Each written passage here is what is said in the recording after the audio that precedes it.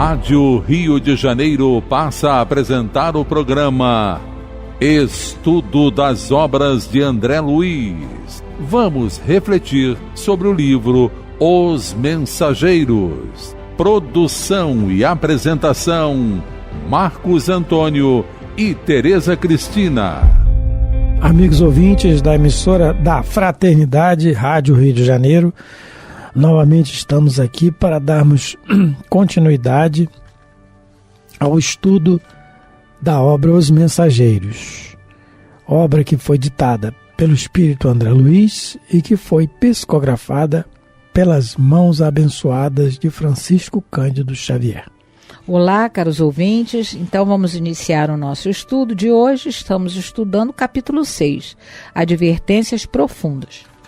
No último programa, a gente continua estudando, a mensagem do Telésforo, a palestra dele, e nós conversávamos sobre o que ele disse, que a maioria dos desastres mediúnicos que acontecem é a ausência da noção da responsabilidade e da recordação do dever a cumprir. Então, os médiuns, a gente lembrando que essa palestra ela está sendo organizada para aqueles que vão reencarnar com a tarefa mediúnica, e trabalhar na doutrinação, na dialogação com os espíritos, e também para alguns espíritos que, como o André Luiz e o Vicente, querem ajudar aos sofredores encarnados e desencarnados.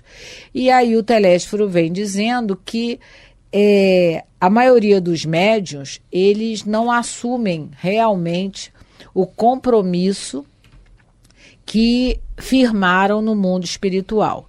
E ele fala também que a maioria quer só os direitos, e isso aí é para todos nós. A gente anda querendo muito os nossos direitos, nos esquecendo que para termos direitos precisamos cumprir nossos deveres primordiais. Então, uma outra coisa que ele diz, que nós analisamos, é que todos partem, a maioria pelo menos, com um avalista espiritual, um fiador, vamos dizer assim. Ele coloca assim: vários fostes abonados aqui por generosos benfeitores. A gente lembrou de um caso especial da Dona Ivone do Amaral Pereira, em que ela mesmo relata que antes de reencarnar, alguém, com certeza, abonou a tarefa mediúnica dela, porque ela pôde escolher entre vir com um corpo totalmente destrambelhado por conta dos suicídios repetidos,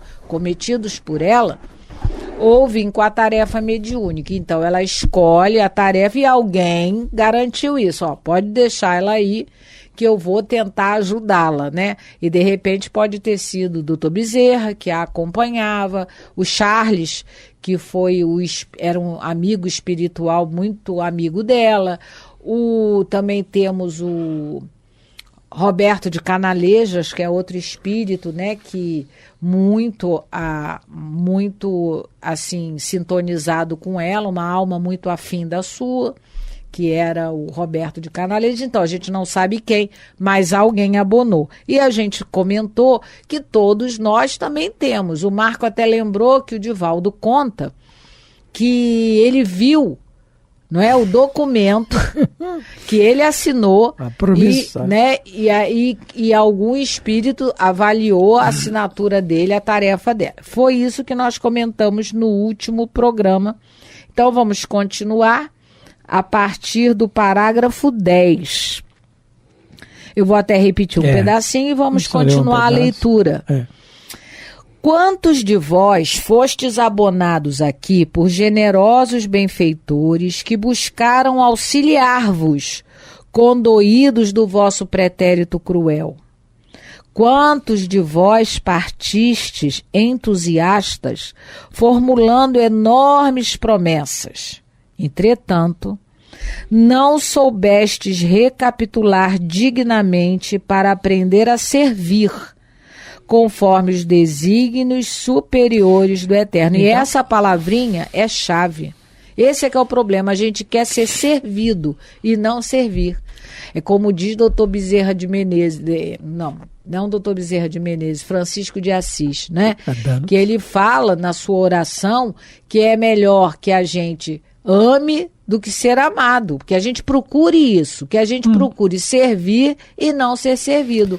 E o Telésforo já falou aqui antes um pouco que Jesus faz isso e fez isso quando ele desceu das esferas resplandecentes do planeta Terra e veio até nós e chegou até nós, não é, para servir. Ele é muito bonita a cena em que ele está com os apóstolos, né, na última ceia, e que ele pega um avental, cinge a sua cintura, que era assim que os escravos faziam, e ele diz que, né, ele quer lavar os pés de todos os discípulos. E aí Pedro, né, na sua arrogância, na nossa arrogância, e na nossa ilusão, e na ilusão dele, não, Senhor, você não vai lavar meu pé? Não. Aí ele falou, se eu não lavar o pé, né? É lógico, é um simbolismo bíblico. Os pés aí, né, segundo os estudiosos espíritas, eles dizem que o pé é a base, representam os nossos sentimentos e as nossas emoções, que são a base da nossa vida. Então, quando Jesus quer, né, limpar naquele gesto, né, um dos símbolos é a questão do serviço. Eu vim para servir e não para ser servido. E tem que começar, né? Jesus tem que começar a nos ajudar pela base, pelo alicerce, que é justamente os nossos sentimentos e emoções.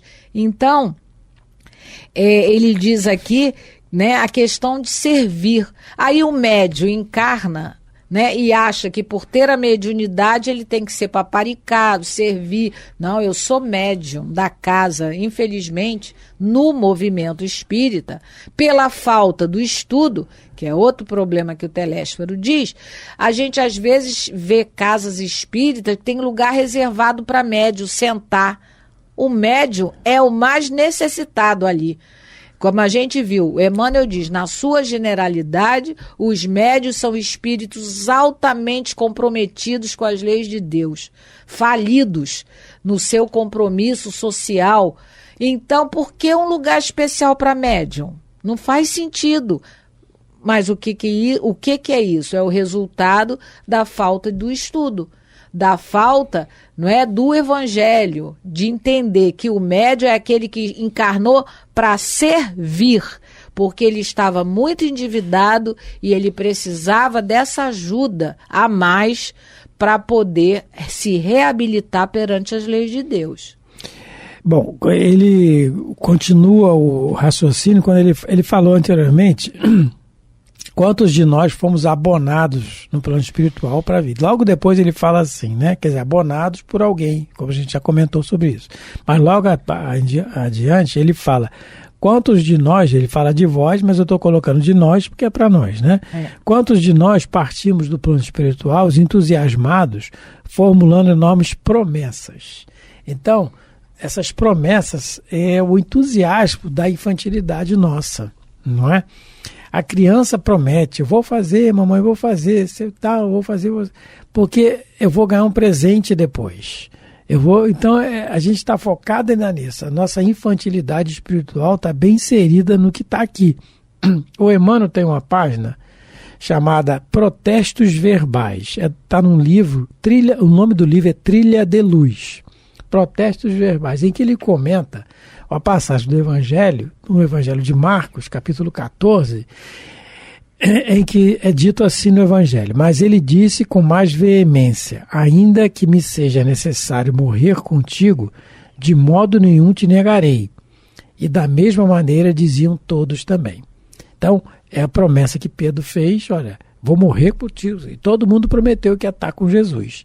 Então, são os protestos verbais, é a nossa infantilidade, porque até então, até aquele momento, e mais adiante ainda, os discípulos não entendiam realmente a missão real de Jesus. Hoje nós estamos entendendo, 2000 anos depois.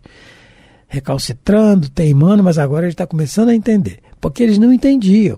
Depois do Pentecostes, né, que todos ali eram médiuns, tinham mediunidade, uns mais do que os outros, mas todos tinham. Depois do Pentecostes é que eles começaram a entender. E no livro Paulo e Estevão, que é o cristianismo primitivo, a gente vai ver que o entendimento é cada vez maior de qual realmente é a missão de Jesus, até culminar no raciocínio lógico de Paulo, né? A missão realmente do Cristo, porque eles achavam que iam morrer, porque Jesus não ia, para eles, Jesus não ia sofrer nada, ele ia fundar um reino. A palavra certa não, Jesus ia fundar um reino, tanto que a mãe de Tiago e de João queria que um sentasse à direita e à esquerda no ministério lá de Jesus. A mãe já providenciou um lugar para os filhinhos dela. E Judas queria lá capitalizar o negócio. E quer dizer, o entendimento era outro. Então, para eles falarem que iam morrer por Jesus, foi muito mais pela falta de entendimento. Logo depois, não. Tanto que todo mundo morreu de martírio, menos João, né? Morreu de velhice, que era diferenciado do grupo. Mas todo mundo ali foi do martírio e aceitando o martírio, sabendo por que estava desencarnando, morrendo daquele jeito. Por quê? Porque o entendimento começou a vir depois. Então, quando ele fala aqui, quantos de nós partimos de lá com enormes promessas, nessa página Protestos Verbais, o Emmanuel faz um comentário exatamente assim, olha, que Jesus, ainda nas vésperas do sacrifício culminante, vemos os discípulos protestarem fidelidade e devotamento. Pedro e os companheiros declaravam-se unidos a eles até o fim, hipotecavam-lhe amor e dedicação. E aí não aconteceu nada disso, né? No cenáculo do Senhor, notamos a lição. Judas não pôde compartilhar a vitória do Mestre em Jerusalém, como os demais companheiros não conseguiram partilhar a suposta derrota do Calvário. Suposta derrota, né? Porque ali não foi a derrota. Aí está pedindo para nós, lembra o Cristo, dá o testemunho e segue firme, rumo à realização divina. Nas ilusões terrestres, não é possível fugir às dificuldades desse teor. No triunfo, lutarás contra a inveja e o despeito do outro. No sofrimento, suportarás muitas vezes a traição, o esquecimento e o fel dos ingratos. Não desespere, porém. É preciso esquecer os fantasmas e permanecer servindo ao Senhor. Então, as dificuldades, o que ele está dizendo? Vão vir. Então, quando a gente diz que não está aguentando a dificuldade, a gente tem que lembrar que a gente prometeu que ia vencer. Pelo menos lutar. Pelo menos lutar. O que a gente não pode é sair da encarnação sem ter tentado, pelo menos. Porque fica muito mais difícil depois, porque a vida vai continuar. A morte não existe. A vida é a continuidade sempre. E aí, se a gente não tentar agora, vai ficar mais difícil depois. É como aprender matemática lá atrás na tia Lili. A tabuada veio primeiro, né? Sacrifício, porque naquela época, pelo menos, minha não tinha calculadora. Era na escrita, era no lápis. E aí a gente tem que tentar. Então, quando a gente fala da promessa, é isso. A gente sempre lembra, ele está lembrando que a gente prometeu. Pelo menos tentar. Então, continuando aqui. Então, vamos continuar a leitura, porque agora o Telésforo vai fazer um inventário das causas das nossas quedas. Ele vai falar das nossas principais quedas. Então, ele vai começar, nós vamos ler, depois a gente para comentar. Mas vamos ler o que ele elenca como principais causas das nossas falências, não é? Lógico, ele está lembrando que nós transpomos essas orientações para nós, mas o objetivo da fala dele é para os médiuns falidos e para aqueles que estão renovando, né, vão renovar as suas tarefas mediúnicas. Então ele começa assim, vamos lá, número 1. Quando o Senhor vos enviava possibilidades materiais para o necessário, regressáveis à ambição desmedida. Então, está falando, Deus dava para vocês, né, a condição financeira para vocês viverem e vocês queriam mais dinheiro. Então, aí, os médios comprometidos com a cobrança. Número 2. Ante o acréscimo da misericórdia do labor intensificado, agarrastes a ideia da existência cômoda. Então, eu sou médium, eu não posso trabalhar. O meu trabalho é só um pouquinho e eu tenho que descansar porque eu sou médium. Eu sou médium, então eu sou um agraciado de Deus, eu sou um instrumento dos espíritos superiores e eu não posso trabalhar. Eu tenho que E a ambição de descansar. medida é o médium cobrar, né, Tereza? Eu falei isso. Ah, tá. Aí, terceiro, junto às experiências afetivas, preferiste os desvios sexuais. Então, outra causa, né, de problemas durante a execução da mediunidade enquanto encarnado a pessoa estava. Ela tinha o amparo afetivo, mas ela queria mais. Ela precisava, né, de mais afetos e aí chegam os desvios sexuais. Ao lado da família, quarto problema. Ao lado da família, voltastes à tirania doméstica. Não é? Então, você com a família, por você ser médium, por você ter a tarefa, você resolveu que na sua família tem que ser do jeito que você quer, como você quer, a hora que você quer. Afinal de contas, você é médium. Você é representante de auxiliar de Jesus na Terra. Aí ele vai elencar uma outra causa, né, do problema do não cumprimento da tarefa. E aos interesses da vida eterna, sobrepusestes as sugestões inferiores da preguiça e da vaidade. Lembrando que ele está conversando com médios falidos e com aqueles também que estão em nosso lar, candidatos à experiência de auxílio. Então, quando ele diz aqui que você reencarnou, você está trabalhando na seara de Nosso Senhor Jesus Cristo. Você se esquece disso e você tem que trabalhar para você. Quando ele fala aqui a questão da preguiça ou da vaidade. Você quer serviçais, ao invés de você servir, você quer aquele séquito atrás de você. Porque a gente traz esse ranço de outras reencarnações. Por isso dessa nossa dificuldade.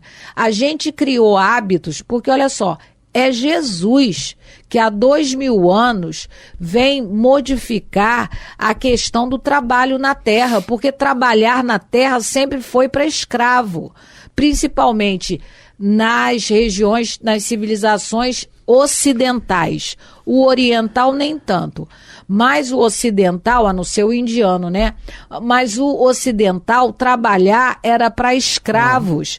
E isso incomodou muito, porque Jesus curava no dia de sábado, falava no dia de sábado, e o judeu sábado não pode.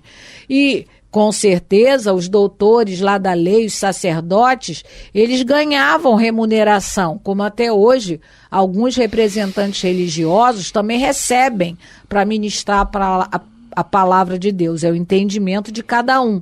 Mas então, o Telésforo está dizendo aqui pra gente que por conta disso, o médium, especificamente para quem ele está falando, o médico achou que ele tinha que ter um séquito para ajudar ele. Ele não pode fazer nada, ele só pode chegar, incorporar e mandar mensagem. Leu algumas, tem mais, né?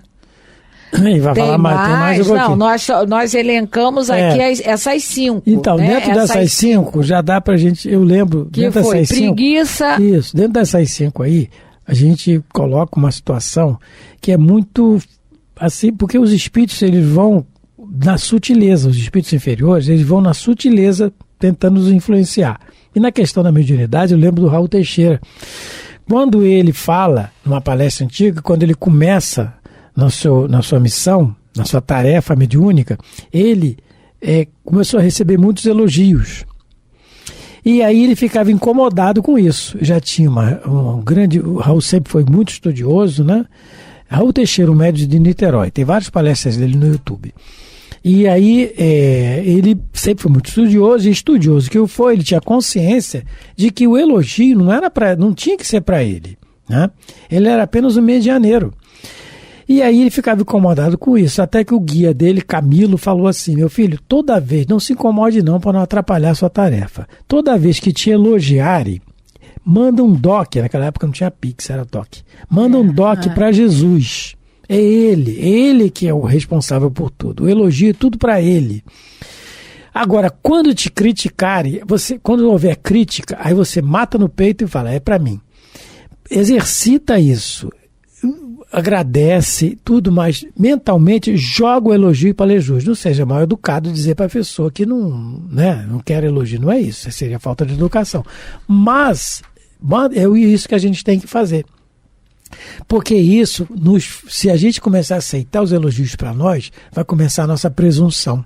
Aí o que ele fala assim, a gente vai recapitular o nosso passado. E aí tudo isso, essa listagem, esse inventário que a Tereza falou aqui, das coisas, vem tudo à tona de novo. Porque é uma consequência. Porque o elogio vai dizer que você é bom, que você é um cara bom, não é tão ruim assim. E se você é tão bom, você pode ter isso, você pode ter aquilo, e começa. Isso vai aos poucos. Então a gente tem que vigiar. É o que Jesus nos pede para vigiar e orar. A vigilância tem que estar em primeiro lugar. A vigilância dos atos daquilo que vem até nós. Na medida que a gente se propõe no trabalho do bem, isso vai acontecer, com certeza. E aí ele, para terminar, ele diz: deste-vos na maioria a palavra sem responsabilidade, a indagação sem discernimento, amontoando atividades inúteis. Quer dizer, pessoas, espíritos encarnaram com a tarefa mediúnica e não conseguiram fazer nada de útil, nem para si, nem para os outros. Então a gente pode, olha só, resumindo, olha o que ele diz que as maiores causas, as mais graves causas da falência na área mediúnica. Falta de paciência, ambição desmedida, preguiça, paixões e prazeres exacerbados, mordomias na família e na sociedade, quer ser servido, acha que ainda precisa do tapete vermelho. A vaidade que ele coloca, E quando ele fala aqui da palavra sem responsabilidade, é o que a gente vê hoje muito na internet. Todo mundo fala de tudo, E tem alguns que botam palavras na boca de Chico Xavier. Isso que eu ia falar. Aí coloca lá, Chico falou isso, Chico disse aquilo. Meu Deus do céu, é você não ter o mínimo, de discernimento, de responsabilidade com que você está colocando para as pessoas. Então, você quer aparecer, na realidade, não interessa se vai falar abobrinha, chuchu e quiabo. Mas eu tenho que aparecer.